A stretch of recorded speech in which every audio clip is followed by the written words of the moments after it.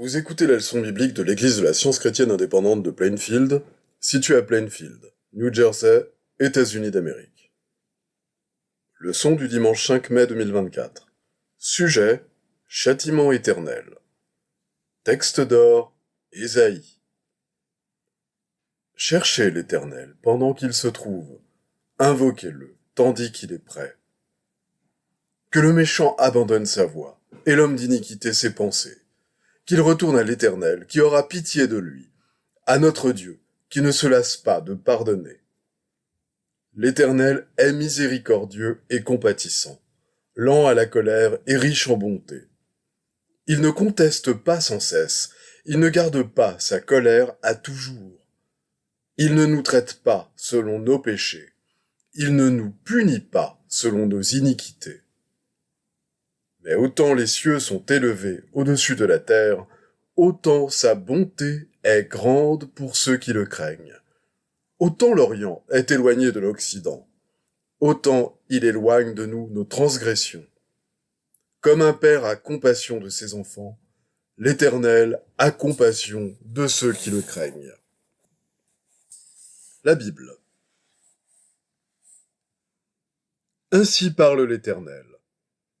Au temps de la grâce, je t'exaucerai, et au jour du salut, je te secourrai. Je te garderai et je t'établirai pour traiter alliance avec le peuple, pour relever le pays et pour distribuer les héritages désolés. Pour dire aux captifs, sortez, et à ceux qui sont dans les ténèbres, paraissez. Ils paîtront sur les chemins, et ils trouveront des pâturages sur tous les coteaux. Je changerai toutes mes montagnes en chemins, et mes routes seront frayées. Cieux, réjouissez-vous. Terre, sois dans l'allégresse. Montagne, éclatez en cris de joie, car l'Éternel console son peuple. Il a pitié de ses malheureux. Joseph, après avoir enterré son père, retourna en Égypte avec ses frères et tous ceux qui étaient montés avec lui pour enterrer son père. Quand les frères de Joseph virent que leur père était mort, ils dirent: « Si Joseph nous prenait en haine et nous rendait tout le mal que nous lui avons fait. » Et ils firent dire à Joseph: « Ton père a donné cet ordre avant de mourir. Vous parlerez ainsi à Joseph. Oh, pardonne le crime de tes frères et leurs péchés, car ils t'ont fait du mal. Pardonne maintenant le péché des serviteurs du Dieu de ton père. » Joseph pleura en entendant ces paroles. Ses frères vinrent eux-mêmes se prosterner devant lui, et ils dirent: « Nous sommes tes serviteurs. » Joseph leur dit: « Soyez sans crainte, car suis-je à la place de Dieu?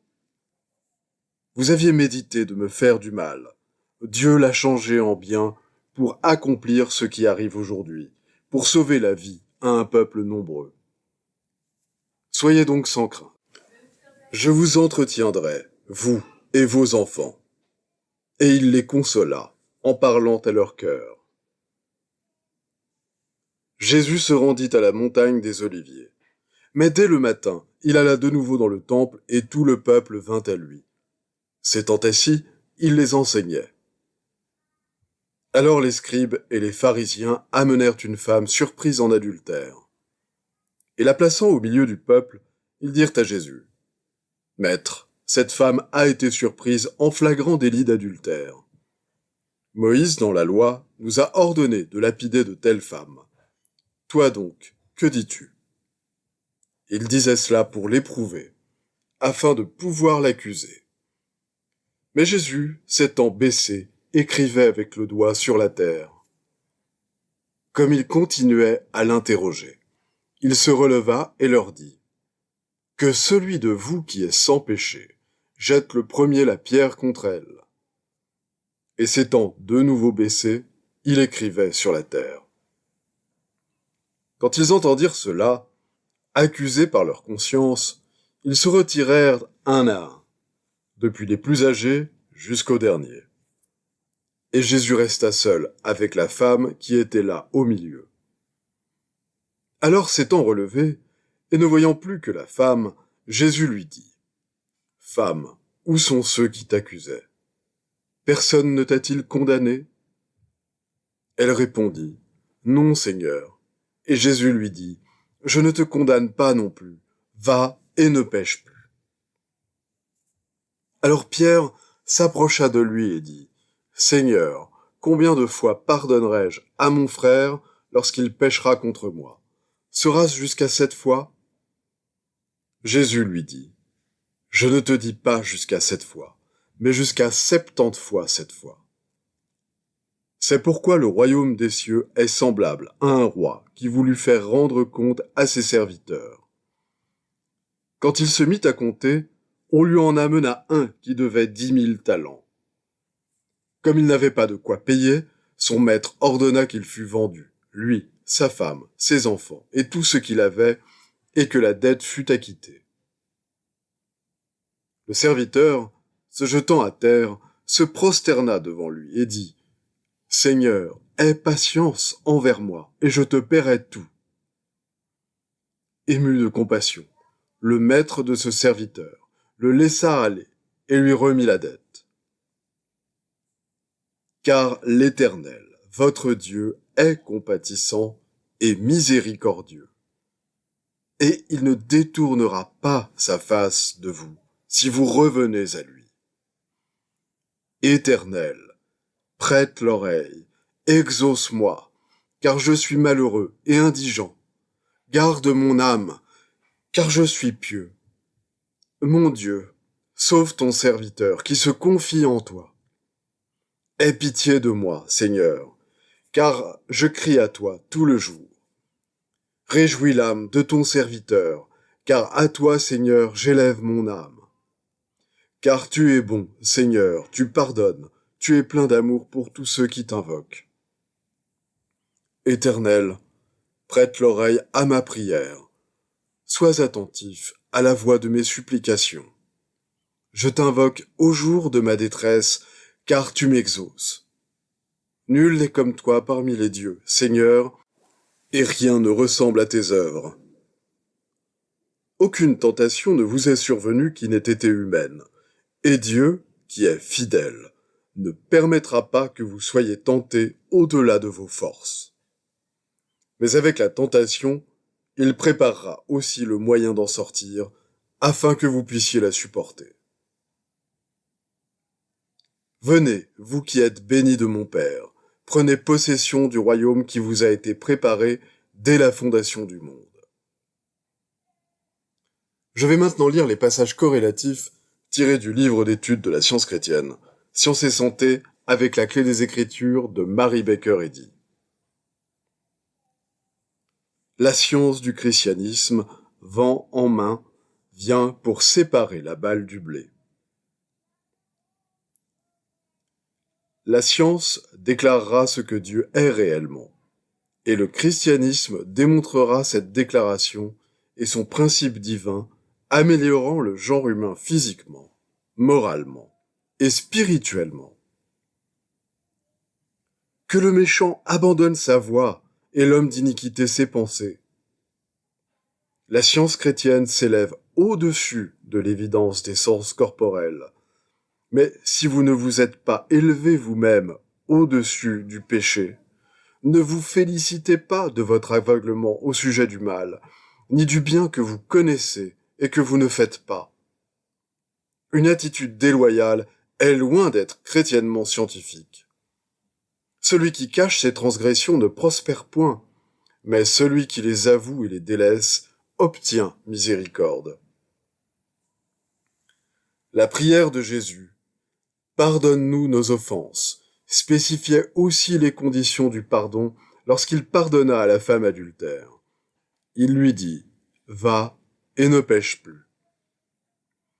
Si nous oscillons comme un pendule entre le péché et l'espoir du pardon, l'égoïsme et la sensualité nous faisant rétrograder constamment, notre progrès moral sera lent. S'éveillant aux exigences du Christ, les mortels éprouvent de la souffrance. Alors, comme des hommes qui se noient, ils font de vigoureux efforts pour être sauvés. Et grâce à l'amour précieux du Christ, leurs efforts sont couronnés de succès.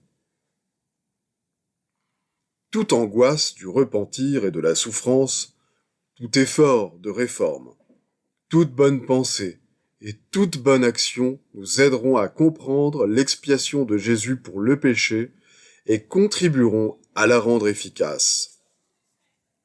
Mais si le pécheur continue à prier et à se repentir, à commettre le péché et à le regretter, il participe peu à la réconciliation, à l'union avec Dieu.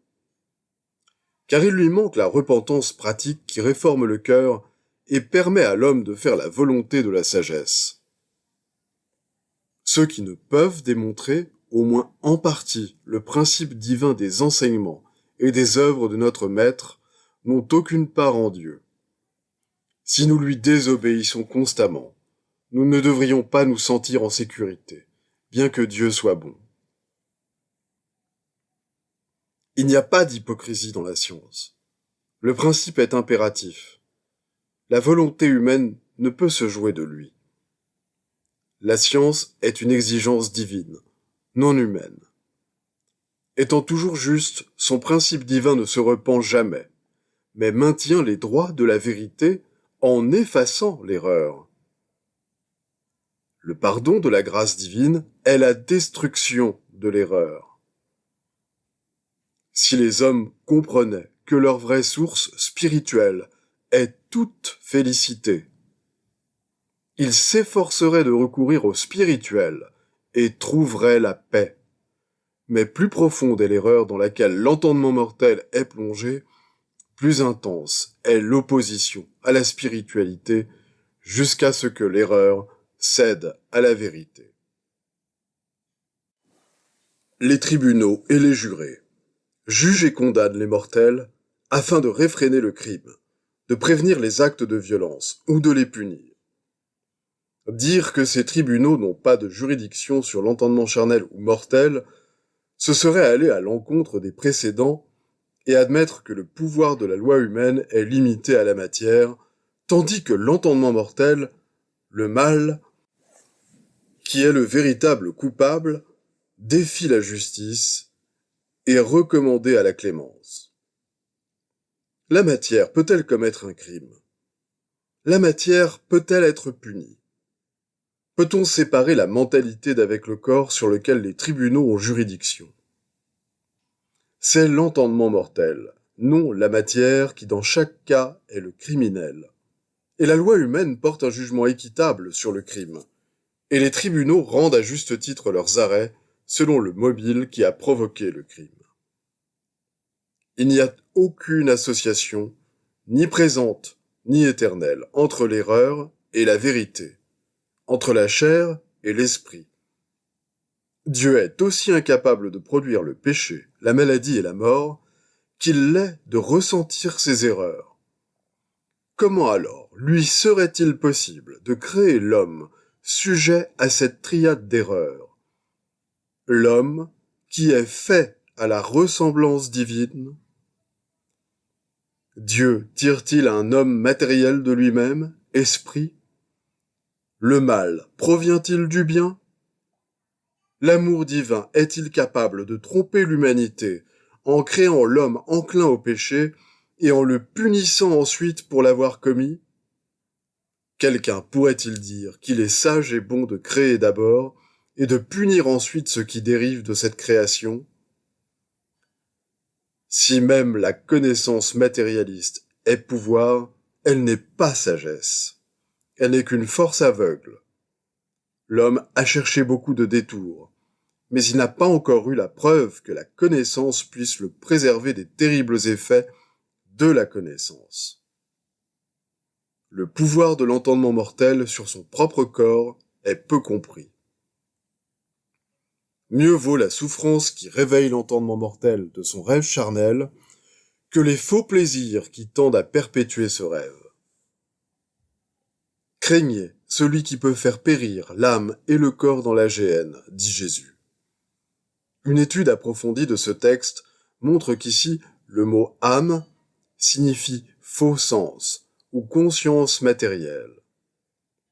Ce commandement était un avertissement d'avoir à se garder, non de Rome, ni de Satan, ni de Dieu, mais du péché. La maladie, le péché et la mort ne vont pas de pair avec la vie ou la vérité. Aucune loi ne les soutient. Ils n'ont avec Dieu aucun rapport par lequel ils puissent établir leur pouvoir. Le péché crée son propre enfer, et la bonté son propre ciel. La destruction du péché constitue la méthode divine du pardon. La vie divine détruit la mort, la vérité détruit l'erreur, et l'amour détruit la haine. Étant détruit, le péché n'a besoin d'aucune autre forme de pardon. Le pardon de Dieu, détruisant le péché, quel qu'il soit, ne prédit-il pas et n'implique-t-il pas la destruction finale de tout péché? Quel est celui qui, ayant éprouvé la perte de la paix humaine, n'a pas aspiré, avec plus d'ardeur, à la joie spirituelle? L'aspiration vers le bien céleste vient avant même que nous ayons découvert ce qui est du domaine de la sagesse et de l'amour. La perte des espérances et des plaisirs terrestres illumine pour bien des cœurs le chemin ascendant.